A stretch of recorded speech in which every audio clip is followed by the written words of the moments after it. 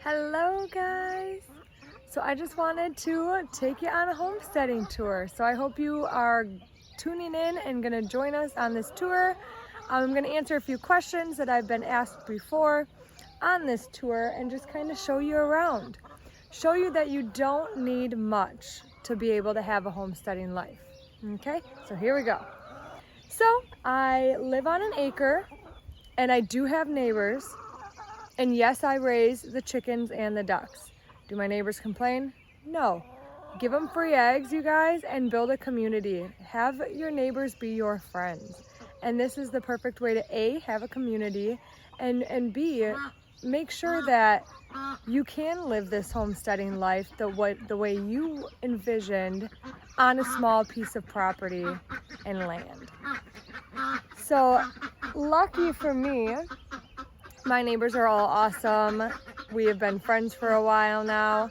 I just got the ducks a few months ago and they aren't that loud, to be honest. We have all of our birds on the far end of our property, more towards the street, and it doesn't back up because we're on a corner lot. It doesn't back up to any of our neighbors' houses per se. So that I think does help a lot. So the placement of your coop area will be vital to this scenario. So I'm gonna kind of turn this around and show you our coop and duck area.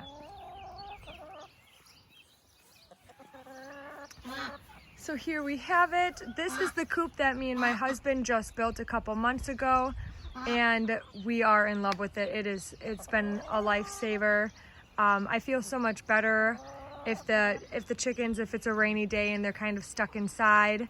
I feel better about it because there's so much more room, and I will take you in there in just a few minutes.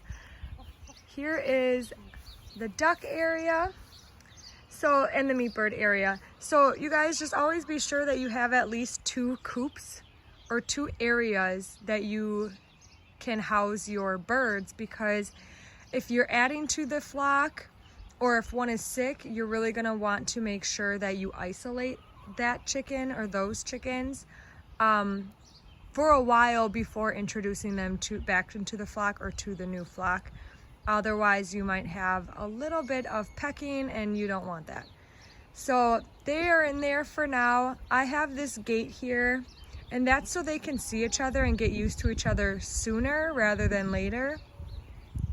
And the ducks, they'll probably be good to go, but they were raised with the meat birds, so I've kind of been keeping them together just because I think that in their heads they're sisters and brothers, but I guess I don't think that they think that. But I like that they are together still. But the ducks are getting quite large, so I will have to be pushing them to move over to the bigger coop very shortly. If you guys see the hole there, that is actually an automatic chicken door. And you guys, it is a lifesaver. It is awesome. For those nights that, you know, you go out to a party or a festival or family gathering and you just don't get home on time for sunset, and you kind of get home a little bit later, more like 10-ish, 11-ish. This really helped me with my stress level, because I was always scared that, okay, great, we're late, and now, you know, something could have got my flocks, you know, who knows? So this gives me that peace of mind in my head, knowing that since it's programmable, it closes at a very specific time every single night. I have mine set in the summer hours to 9 p.m. The sun sets about 8:45, just gives the birds a couple more minutes to get inside. And it has worked perfectly for me. Also, if it's rainy, you don't have to come out and open and shut it. The automatic chicken door does it for you. So this is that area. I do have this pond liner as a pond right now for the ducks. A kiddie pool will do just fine, but I like my birds to have a little bit more and a little bit more deep so they can actually go swimming in there. So let's go inside.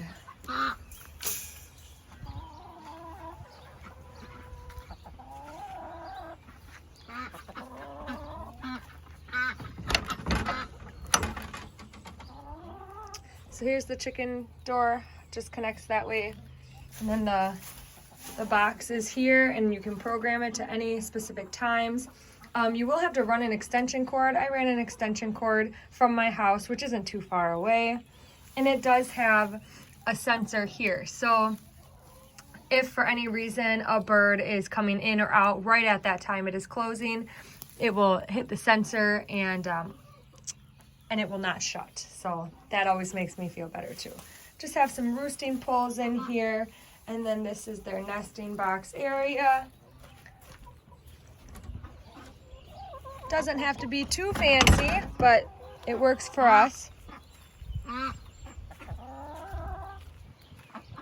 Then I also have for Wisconsin, anybody that does winter, this is a heated water. So again, since you run an extension cord, get just a connector to it for the winter time, connect that right on there, and then this will be heated all winter long.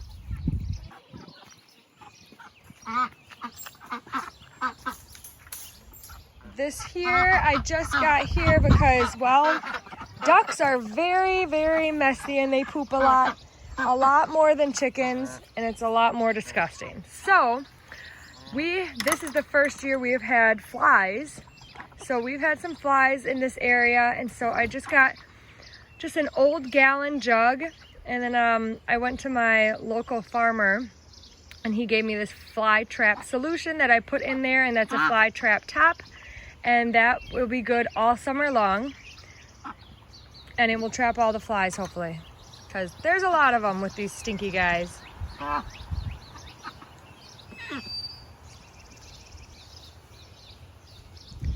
So like I said, I have an acre of land, and they have a very big, large space, fenced in area. Do you see alongside and in there, notice that there's no grass?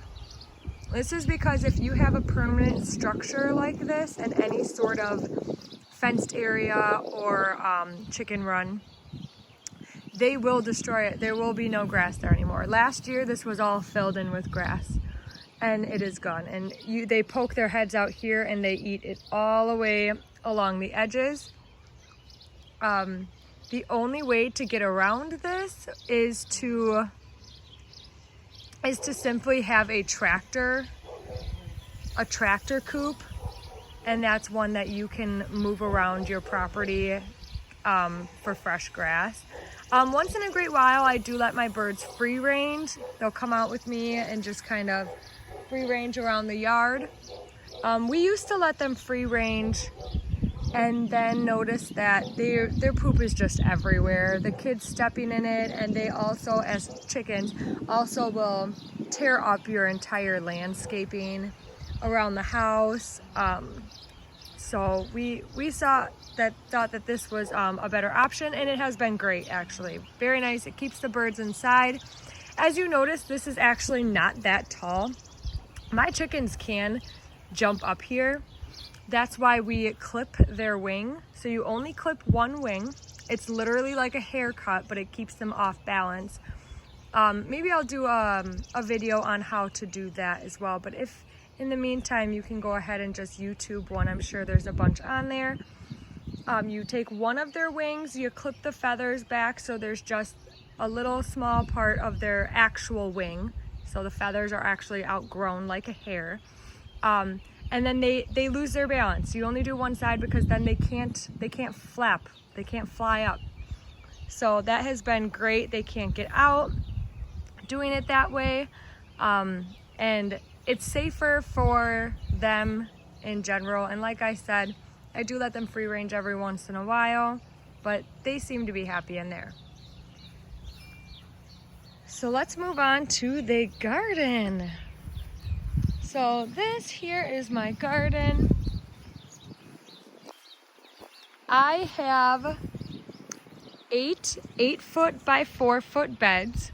You don't really want to go wider than 4 feet because you want to be able to stand on one side and be able to reach into the middle, and then on the other side and reach in the middle.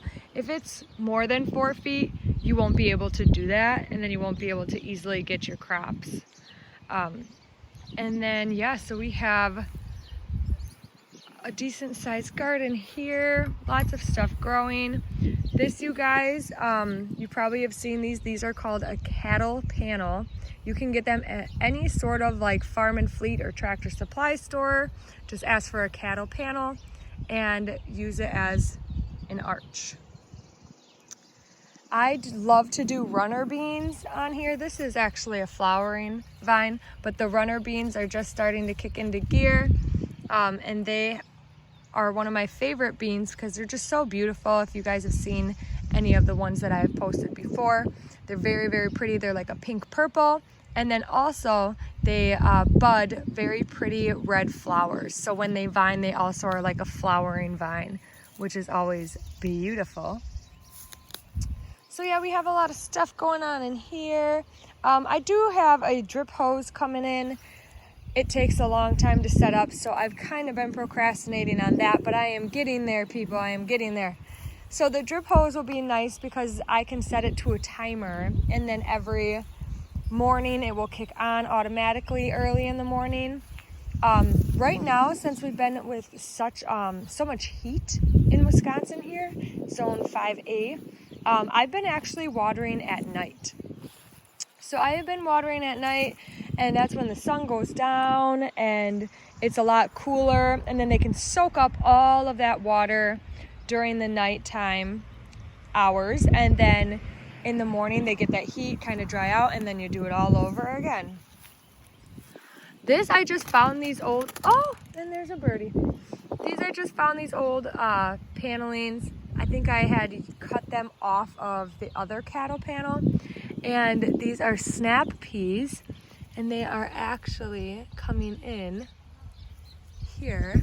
They vine up quite a bit too. Let's see this one. There they are. These are Brussels sprouts. I actually have them tucked in here because they are a cold crop, and the echinacea, aka cone flowers, they actually kind of protect them from too much sun, too much heat. They provide lots of shade. So I have tucked them kind of in here, and they are doing really well. So that is a plus. So what else is new on the homestead? So actually today I will be making some more soaps. So if you know me, you know that I make my own soap. I use goat's milk, soap base, and then some essential oils. And then I also will be making, I'll have soap today. What else am I making? Oh, and then my sourdough starter, I am getting that nice, active, and bubbly. So I will be hopefully, after feeding it twice the next couple of days, I will be making some more sourdough. And that is my favorite. Fresh sourdough bread is the best. And not to mention with the discard, remember you guys, you can make anything. You can make sourdough Pop-Tarts, pizza crust, cinnamon rolls. It's endless how many things that you can make with that. So if you haven't jumped on the sourdough train, jump on. We have posted a lot of, I think we have a few blogs up. Cinnamon rolls for sure are up on our Nature Supply Co. Blog, so check that out if you are interested. They're delicious, my favorite cinnamon rolls I've ever tasted in my entire life, and I won't buy another cinnamon roll again. I'll just make them from sourdough now, from here on out. And once you taste them, I think you'll feel the same way. So earlier in the week, we did a homesteading questionnaire. You guys asked a bunch of questions, and we are going to answer them. I will be doing a video similar to this and answering all of those questions this week as well. And I will be posting that onto the Instagram feed. So if you don't follow us on Instagram, please do so and stay tuned for that.